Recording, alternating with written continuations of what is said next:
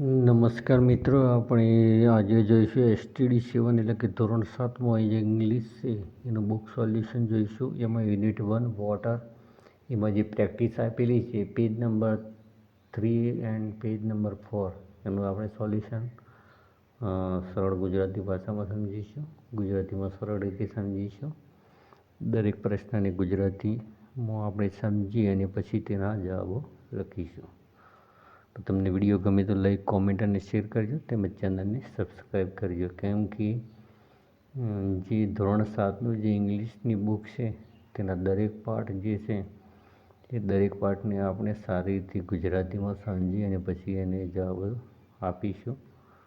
સંગાત reading પણ કરીશું, અઘરા સ્પેલિંગોનો અર્થ પણ સમજીશું અને દરેક પ્રશ્નને સરળ બનાવવા માટે પ્રયત્ન કરીશું.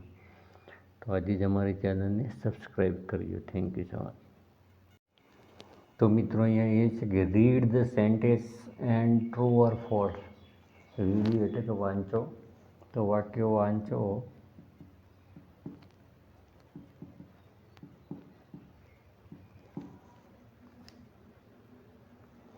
અને વિધાન ખરું છે કે ખોટું છે તમારે જણાવવાનું છે. તો સાચું કે ખોટું તે જણાવો. તો જો આપણે જે વાક્ય છે વાંચવાનું છે અને તે ખરું છે કે ખોટું છે તે જણાવવાનું છે. તો પહેલું જ વાક્ય છે PRVATBHEI, પર્વતભાઈ એન્ડ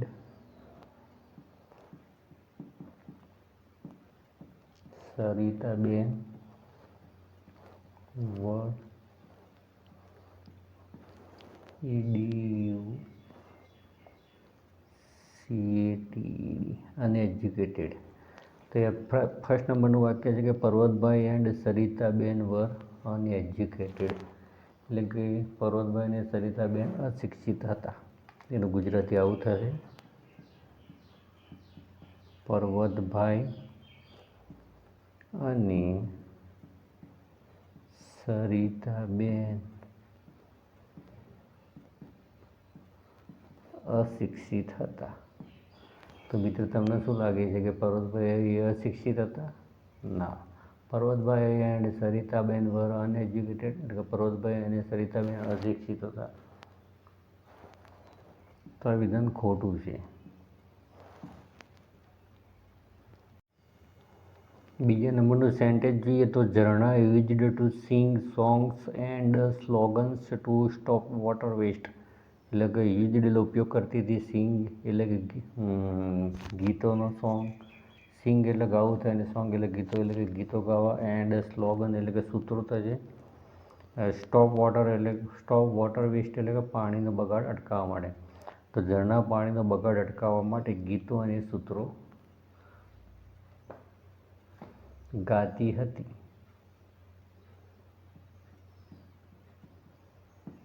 તો મિત્રો આ વાત ટ્રુ છે. તો આ વિધાન કેવું છે? ટ્રુ. ત્રીજા નંબરનું સેન્ટેન્સ છે કે the villagers later built underground tanks for rain water, એટલે કે જે વિલેજર એટલે કે જે ગામના લોકો હતા તે લેટર એટલે કે પાછળથી, બિલ્ટ એટલે કે બાંધ્યું, અંડરગ્રાઉન્ડ ટેન્ક એટલે કે ભૂગર્ભ ટાંકીઓ, ફોર રેઇન વોટર એટલે કે વરસાદી પાણી માટે. તો ગામ લોકોએ પાછળથી વરસાદી પાણી માટે ભૂગર્ભ ટાંકીઓ બનાવી. તો આ વિધાન પણ ટ્રુ છે.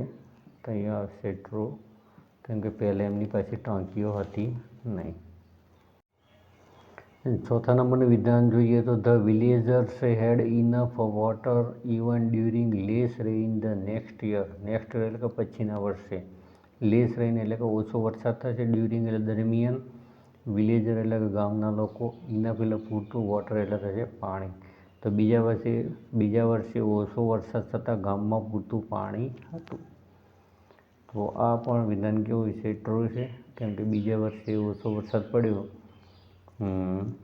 છતાં ગામમાં પૂરતું પાણી હતું, કેમ કે દરેક પાસે ભૂગર્ભ ટાંકીઓ હતી. તો એ મિત્રો આપણે 4 વિધાનો દેખ્યા, ખરા ખોટા. હવે પ્રશ્નોના જવાબ જોઈશું. તો બી છે કે answer the question. Answer the question એટલે કે પ્રશ્નોના જવાબ આપવાના છે આપણે. Answer the question. એમાં પહેલો પ્રશ્ન છે કે what did the villager do during the shortage of water. Villagers એટલે કે ગામ લોકોએ ડ્યુરિંગ એટલે દરમિયાન, શોર્ટેજ ઓફ વોટર એટલે કે પાણીની અછત. તો પાણીની અછત દરમિયાન વિલેજર એટલે કે ગામ લોકોએ, ડ્યુરિંગ એટલે કે દરમિયાન ગામ લોકોએ શું કર્યું, વોટ એટલે કે શું કર્યું. તો પાણીની અછત દરમિયાન ગ્રામજનોએ શું કર્યું, તો the villager realised there mistake. Villager એટલે કે ગામના લોકોને રિયલાઇઝડ એટલે કે સમજાઈ ગઈ, ધેર મિસ્ટેક એટલે કે તેમની જે ભૂલ હતી એ એમને સમજાઈ ગઈ. ધે એપ્રોચડ પર્વતભાઈ, એપ્રોચડ એટલે કે પહોંચી ગયા પર્વતભાઈની પાસે. And also took help of the government. Took એટલે કે લીધી, હેલ્પ એટલે મદદ, ગવર્મેન્ટ એટલે સરકારની. અને એમની પાસે પહોંચી ગયા પર્વતભાઈ પાસે અને સરકારની મદદ લીધી. ટુક હેલ્પ ઓફ ધ ગવર્મેન્ટ. તો દરમિયાન એ બધા લોકો હતા એ પર્વતભાઈ પાસે પહોંચી ગયા અને પર્વતભાઈની મદદથી સરકારની શું લીધી, એમને સહાય લીધી. તો મિત્રો અહીંયા બીજા નંબરનો પ્રશ્ન ખૂબ ઇમ્પોર્ટન્ટ છે કે what made the water family different from other in the village. What made એટલે કે બનાવતી હતી. વોટર ફેમિલી એટલે કે જે જળ પરિવાર હતું, કુટુંબે જળ પરિવાર, ડિફરન્ટ એટલે કે અલગ હતું, અધર એટલે બીજાઓ કરતાં, ઇન વિલેજ એટલે ગામમાં બીજા જે લોકો હતા એમના કરતાં કઈ રીતે અલગ હતું. તો વોટર ફેમિલી ગામના અન્ય લોકોથી શું અલગ બનાવ્યું હતું.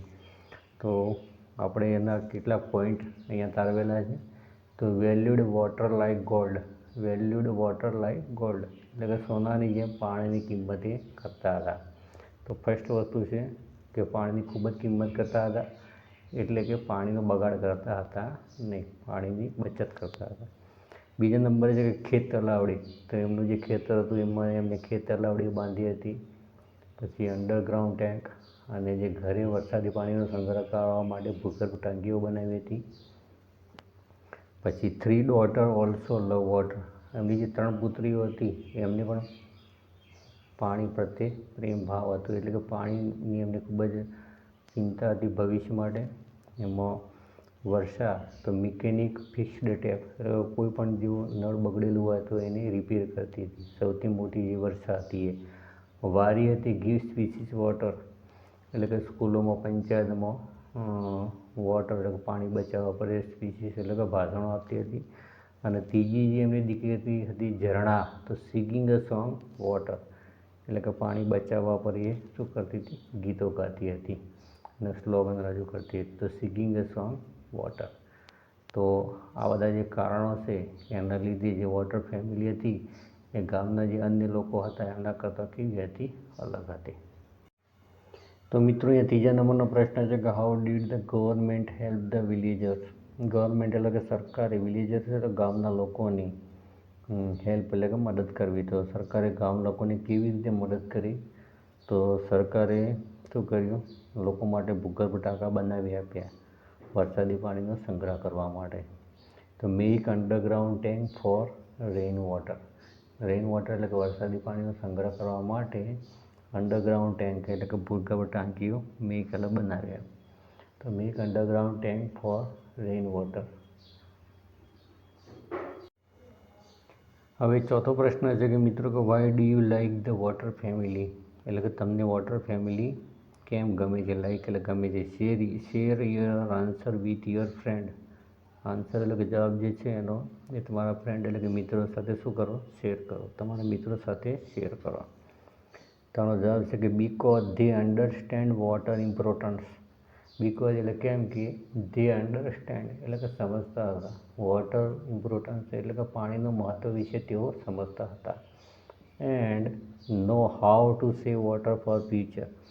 એન્ડ નો એટલે કે જાણતા હતા, હાઉ ટુ એટલે કેવી રીતે, સેવ વોટર એટલે કે પાણી બચાવવું જોઈએ, ફોર ફ્યુચર એટલે કે ભવિષ્ય માટે, અને ભવિષ્ય માટે કેવી રીતે પાણી બચાવવું જોઈએ તે જાણતા હતા. તો પાણીનું મહત્ત્વ શું છે એના વિશે એમને સમજણ હતી, અન્ડરસ્ટુડ એટલે કે સમજતા હતા. And know how to save water for future, અને ભવિષ્ય માટે કેવી રીતે પાણી બચાવવું એ પણ એ જાણતા હતા. હવે પાંચમો પ્રશ્ન છે કે is there any person in your area like a member of the water family?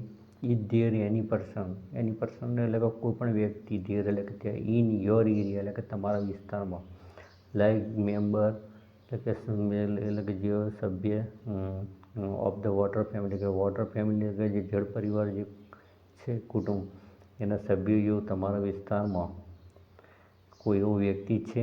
શું તમારા વિસ્તારમાં વોટર ફેમિલીના સભ્ય જેવું કોઈ વ્યક્તિ છે? તો મિત્રો આના સંદર્ભમાં અહીંયા નો જવાબ આપ્યો છે મેં, કેમ કે અમારે અહીંયા કોઈ એવું વોટર ફેમિલીના સભ્ય જેવું કોઈ વ્યક્તિ છે નહીં.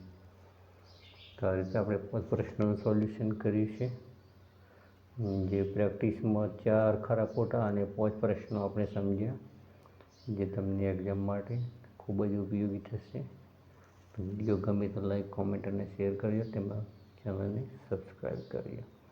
ઇંગ્લિશના અવનવા વિડીયો તમને મળતા રહેશે, તે માટે ચેનલને અવશ્ય સબસ્ક્રાઈબ કરજો. Thank you so much.